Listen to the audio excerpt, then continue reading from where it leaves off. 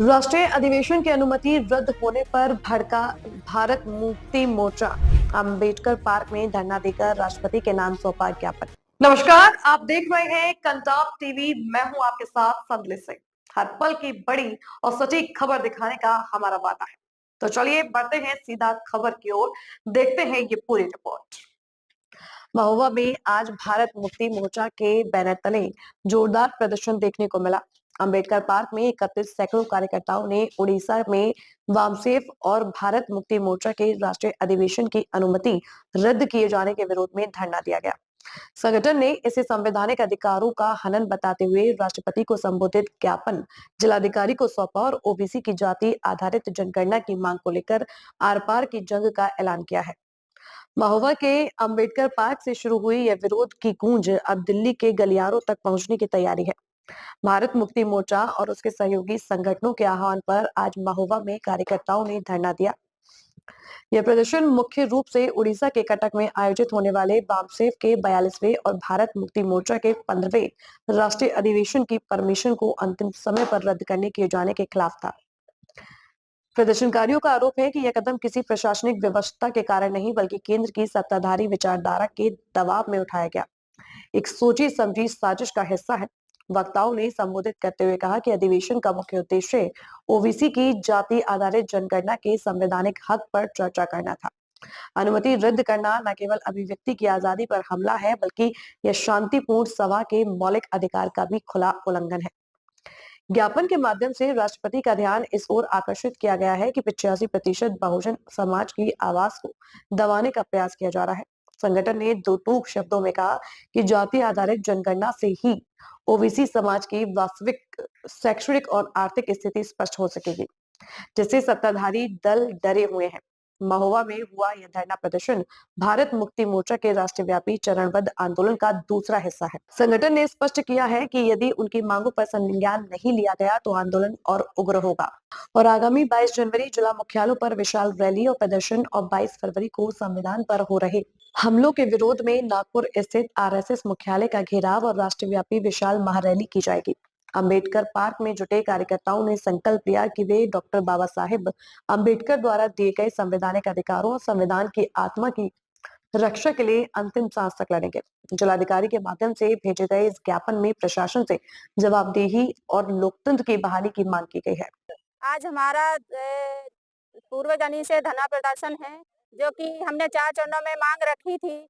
जो हमारा कटक उड़ीसा में राष्ट्रीय अधिवेशन होने जा रहा था, जो आरएस ने रोका, उसके आज हम यहाँ और धरना प्रदर्शन पूर्व से कर रहे हैं। जो हमारी मांगे हैं, या तो उसे बहाल किया जाए, जो उसकी मतलब जो खर्चा है, जो कई करोड़ों पे उसका खर्चा नुकसान हुआ है, उसको दिया जाए। अगर ये सब मांगे हमारी पूरी नहीं की जाएंगी तो हम इस पे और जनसंख्या लेके और ज्यादा रैली निकालेंगे, और अगर नहीं मांगे और ज्यादा पूरी की जाएंगी तो हम इसे कटक वहाँ जाके हेडक्वार्टर में नागपुर पे बहुत सी संख्या पे घिराव करेंगे।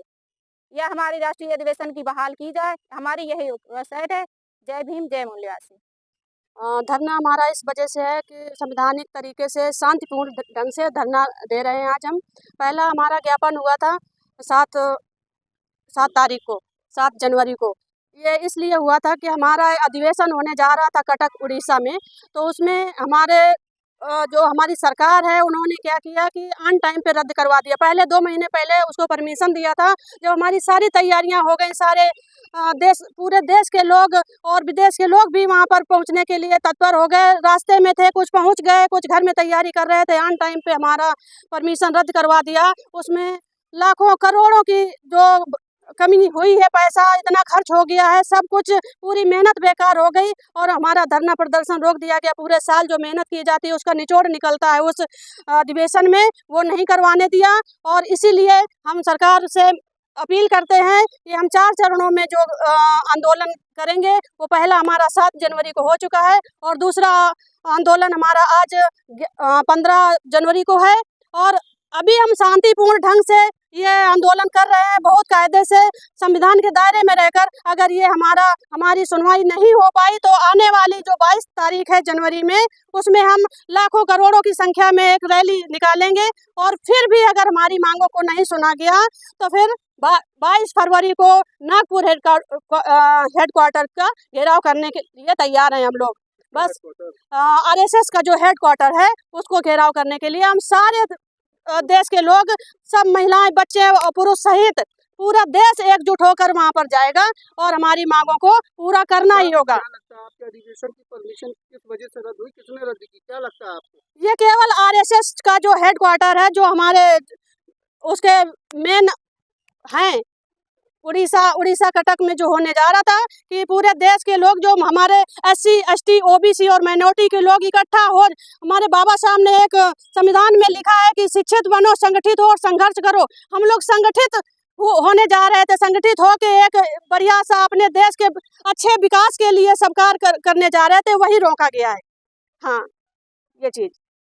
साथियों, आज चैनल के माध्यम से मैं ये बताना चाहता हूँ कि 2025 का जो हमारा साल भर का जो कार्यक्रम होता है, हजारों कार्यक्रम होते हैं, उन कार्यक्रमों की समीक्षा के लिए एक राष्ट्रीय अधिवेशन रखा जाता है जो हमारा 5 दिन चलता है। साथियों, 5 दिनों में 26 से 30 दिसंबर तक का ये कार्यक्रम था उड़ीसा कटक में, जिससे उसका परमिशन भी हो गया था पूर्व में साथियों। लेकिन 23 तारीख को, 26 से 30 था, 23 तारीख को अचानक हमारी परमिशन रद्द कर दी जाती है वहाँ के प्रशासन के माध्यम से, और हमारे कार्यक्रम को विफल करने की साजिश रच दी जाती है।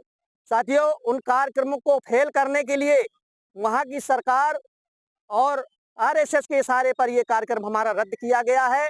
जो हमारे कार्यक्रम में बहुत ढेर सारे लोग, राष्ट्रीय ही नहीं अंतर्राष्ट्रीय स्तर के लोग आ रहे थे, उनका बहुत ढेर सारा खर्चा हुआ है, वहाँ के मैदान में तैयारी करने का बहुत ढेर सारा खर्चा हुआ है, इसके मुआवजा की भरपाई उनको करनी होगी साथियों।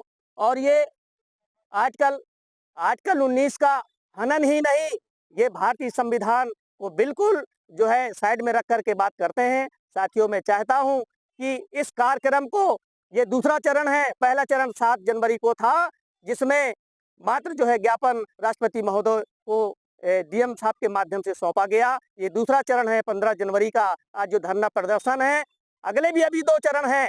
अगर इन 2 चरणों में बाखबर नहीं होती है सरकार, उड़ीसा सरकार, हमारी मांग है कि इनकी भरपाई करे, अन्यथा उस सरकार को बर्खास्त किया जाए और हमारी भरपाई की जाए। जो करोड़ों अरबों रुपए का जो खर्चा हुआ है हमारा, उसकी भरपाई की जाए। अगर इस पर भी सचेत नहीं होती है, अभी 2 चरण और बाकी है, हमारा जो है रैली प्रदर्शन होगा 22 जनवरी को, और इस पर भी बाखबर नहीं होती है तो हम 22 फरवरी को पूरे देश से नहीं, अंतर्राष्ट्रीय तरीके से लोगों को इकट्ठा करके कई लाखों की तादाद में हम लोग नागौर पहुंचेंगे। आरएसएस के हेडक्वार्टर घेरने में हम मजबूर हो जाएंगे साथियों। बस मैं इतना ही इस मौके पर कहूंगा। जय भीम, जय भारत, जय मूल्यवासी। फिलहाल इतना ही इस खबर में। हर बड़ी और छोटी खबर की सटीक जानकारी के लिए बने रहिए कंटाप टीवी के साथ। आप देखते रहिए कंटाप टीवी, खबरें जो सिर्फ दिखाई नहीं जाती, असर भी करती हैं। नमस्कार।